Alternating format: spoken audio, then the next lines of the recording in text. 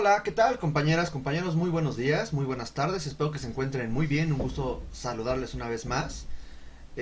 Vamos cerrando ya este semestre y continuaremos con la temática que habíamos iniciado la sesión anterior, referente a la crítica arquitectónica.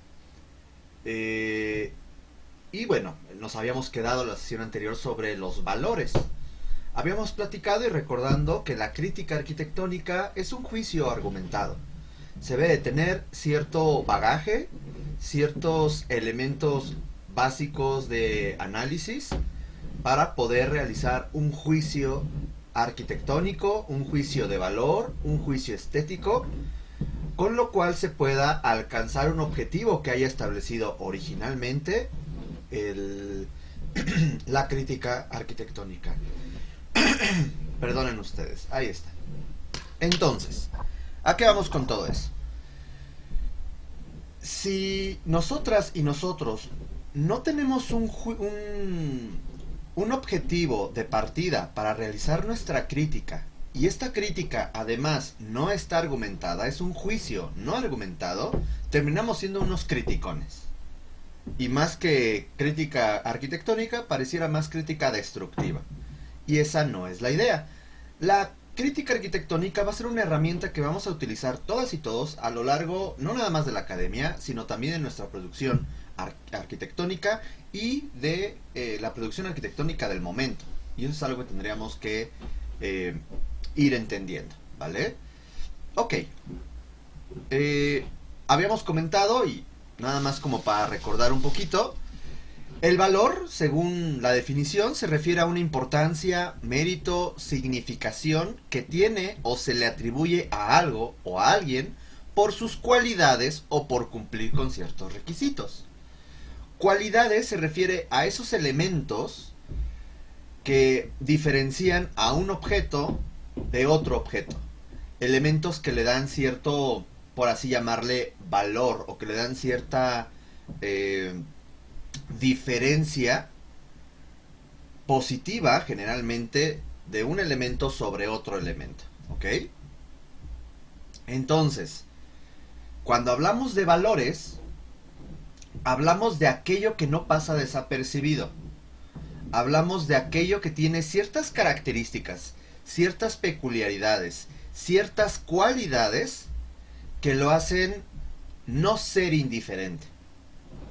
Teniendo eso como base, hay que, esto que aquí viene, perdón, de la ontología de los valores, lo habíamos platicado en la sesión anterior, pero es simplemente entender desde una postura filosófica, y miren que de forma muy general, el cómo podríamos entender que los objetos son un algo que no son que no son físicos, son objetos que valen por sí solos,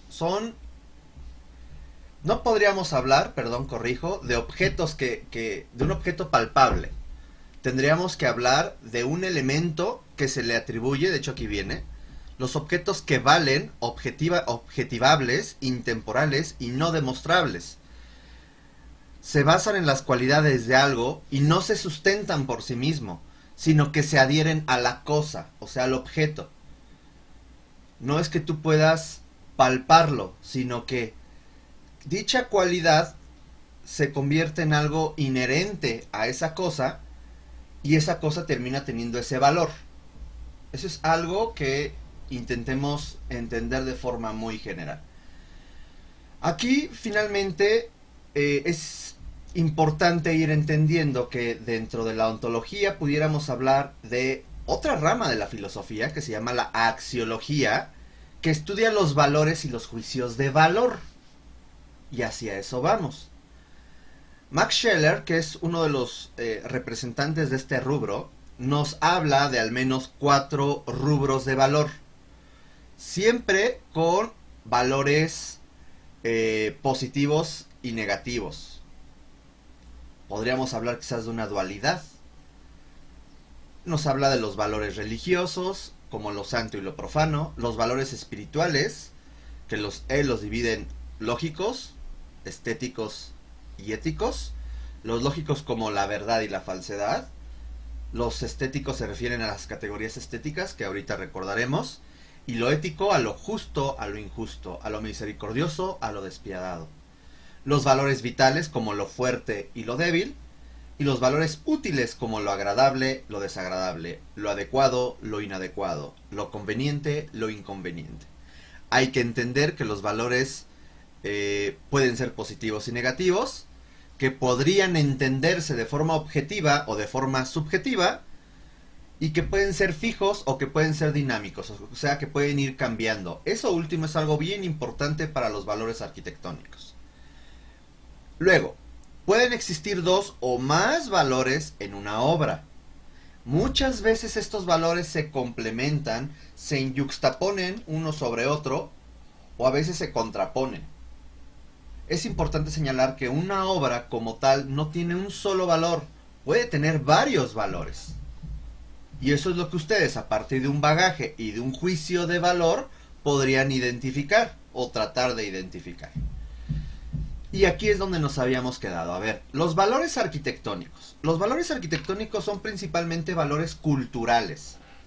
Valores que son atribuidos a lo largo del tiempo, no nada más por la academia y por los expertos o las expertas, no.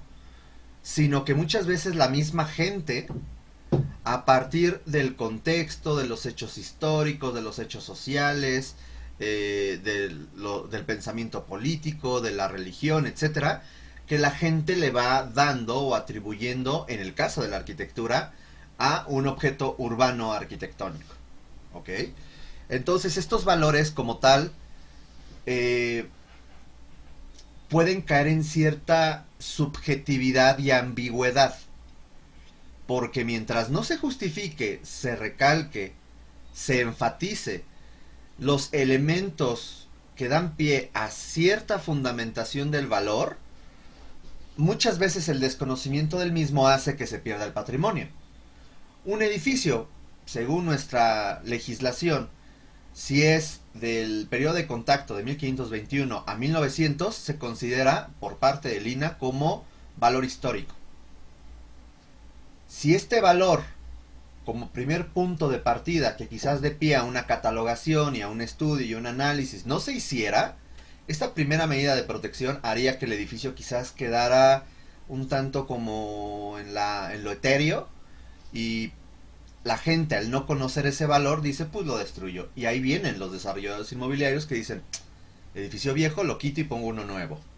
Entonces, hay que tener mucho cuidado, y por eso es que esto es muy importante que ustedes, como arquitectas y arquitectos, futuras arquitectas y arquitectos, puedan tener el bagaje y el juicio argumentado para poder hablar de ciertos valores e identificarlos, porque, algo que hay que señalar, ustedes como proyectistas, como arquitectas y arquitectos, difícilmente pueden hacer un edificio pensando ya en un valor, porque la gente es el que le va a dar el valor.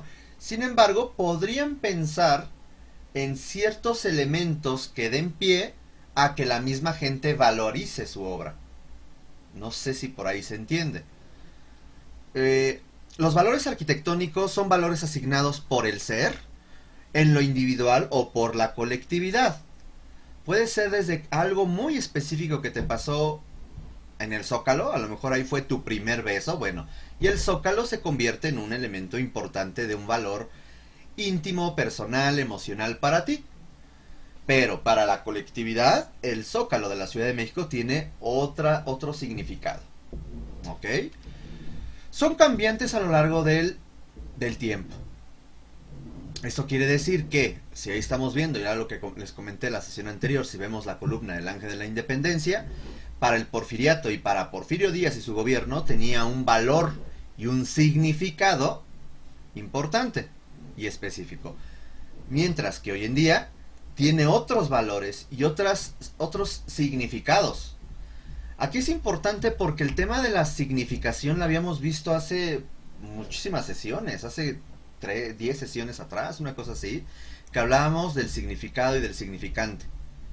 Como de pronto hay una serie de elementos que dan significado a la arquitectura y que dan pie también a un discurso, a una narrativa arquitectónica.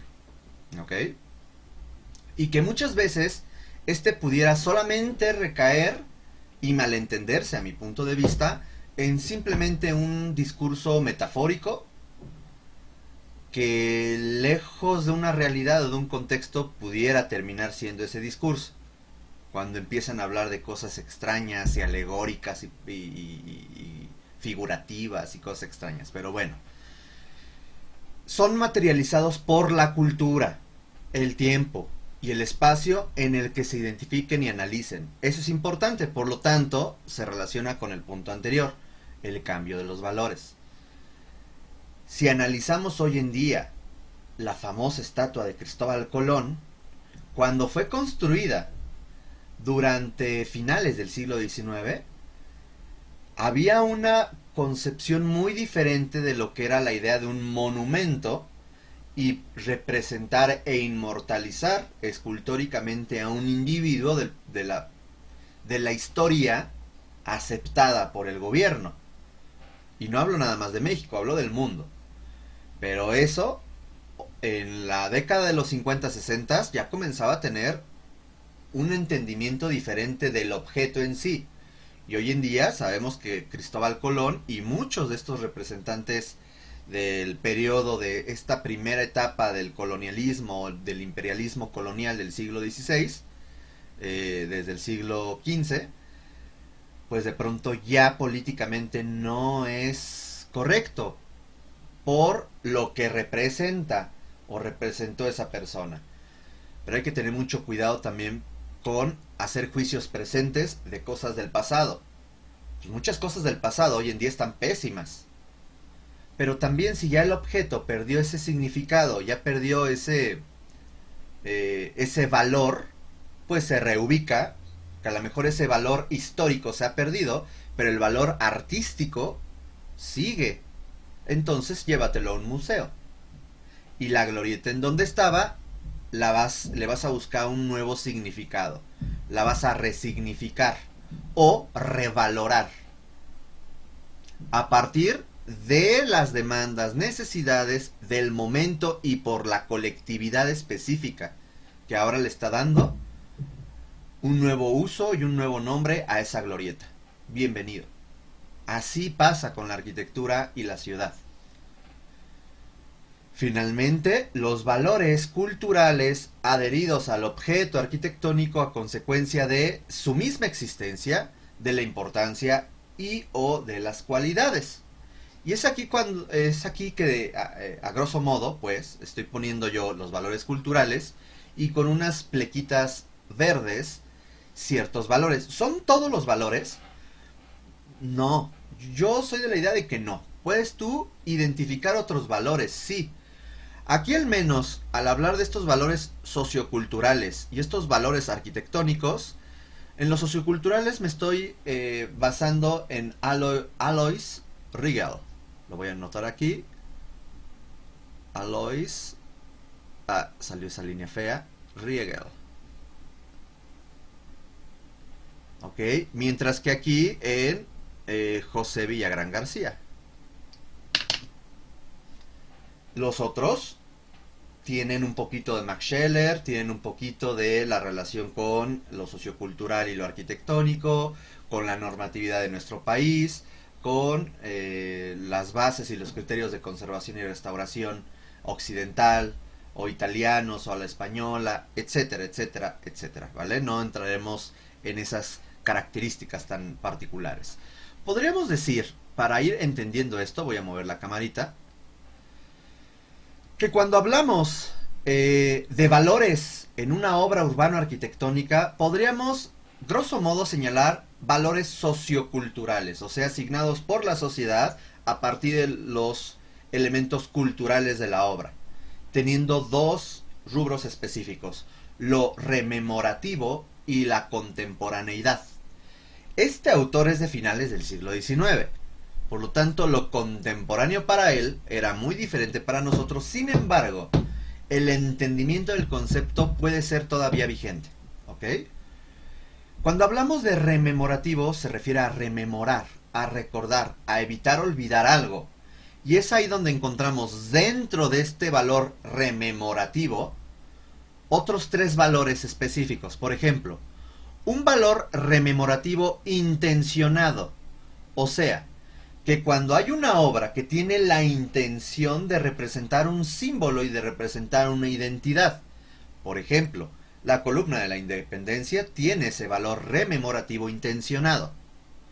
También existe el valor histórico, o sea, aquel objeto urbano arquitectónico cuyo desarrollo, cuya materialización o que ahí se haya realizado a consecuencia de los movimientos históricos, de un hecho histórico o que representa una época específica. Nuevamente, la columna de la Independencia, si bien es de 1910, vamos a encontrarnos que representa parte de todo este legado porfirista decimonónico de la Belle Époque francesa, del eclecticismo académico francés, etc. Podríamos incluirlo dentro de los valores históricos, aunque nuestra normatividad, de pronto ahí hay una cosa muy extraña que pues pareciera que ya es artístico y es nada más de limba o de limbal, y de pronto el INA, ¿qué onda? En fin, eso es otro rubro, otra temática, ¿vale? Lo que hay que entender es que un edificio, por representar a una época, por representar a un hecho histórico, o porque ahí se haya realizado un hecho histórico relevante, se le identifica que tiene un valor histórico. Luego existe también el valor antiguo, que se refiere a esos elementos que en su física, en su materialidad, da a entender que esto es antiguo. Comúnmente es la pátina. La pátina es cuando los muros, los materiales empiezan a ver como sucios, como desgastados, que empieza a verse un tanto ruinoso, etcétera. Eso cuando tú lo ves dices, esto es antiguo, esto no es de ayer, esto no es de hace 15, 20, 30 años, esto ya es antiguo. Entonces esa determinación de un valor antiguo dentro de los rememorativos también se considera como un valor que se le puede asignar a un objeto urbano arquitectónico. Mientras que Alois Riegel nos dice que un valor de contemporaneidad podría entenderse como un valor de uso, que actualmente el objeto sigue siendo usado porque cumple las necesidades del momento, y los valores artísticos, porque el objeto urbano arquitectónico está respondiendo a las circunstancias artísticas del periodo, en este caso postmoderno contemporáneo. Y es ahí cuando comenzamos a tener problemas, porque el movimiento moderno, que es de los años 20, 30, 40, 50, 60, 70, principios de los 70, ¿en dónde cae? Pues caería en lo artístico, pero de pronto como que no hay una claridad en las... ¿cómo se llama?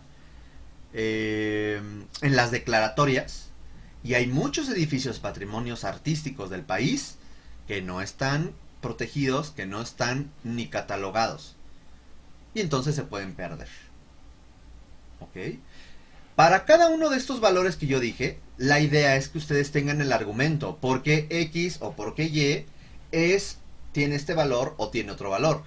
Fíjense cómo este monumento tiene un valor artístico, aunque, ojo, no es contemporáneo, pero evidentemente tiene ciertas cualidades de destreza técnica artística que no podríamos enmarcar nada más en los últimos 30, 40 o 50 años. No. Hay que entender que entonces esto de contemporaneidad se va a referir mucho a la relación artística con su momento. Esto creo que nos podría ayudar más a que a lo mejor yo veo un edificio del siglo XVII y que los valores artísticos de la obra se relacionan con el momento artístico de la época. ¿Ok? Entonces, pues hay una contemporaneidad entre estos dos elementos, entre la plástica del edificio y el momento artístico en el que fue realizado. ¿Sí se va entendiendo eso? Entonces también depende de cómo vayamos entendiendo este valor de contemporaneidad. Luego, el valor simbólico va de la mano con el rememorativo que habíamos mencionado. Se refiere a todos los elementos intangibles traducidos tangiblemente por un objeto, por un edificio, por un monumento, por un, no lo sé, que nos hable sobre la identidad, el arraigo, la mexicaneidad, lo capitalino, o lo que algunos dicen chilango. Ahí tenemos en que si somos chilangos o no, en fin. En fin, son una serie de elementos que a veces enfatizan lo patriótico, o que pueden simbolizar otras cosas. Pueden simbolizar cosas familiares, la unión familiar. Podría simbolizar los elementos bélicos de una época determinada del país. No lo sé. La idea es que identifiquen que lo simbólico está justificado, o que busca identificarse con algo. Por ejemplo, aquí encontramos también valores simbólicos en este monumento de la independencia. Simplemente no es un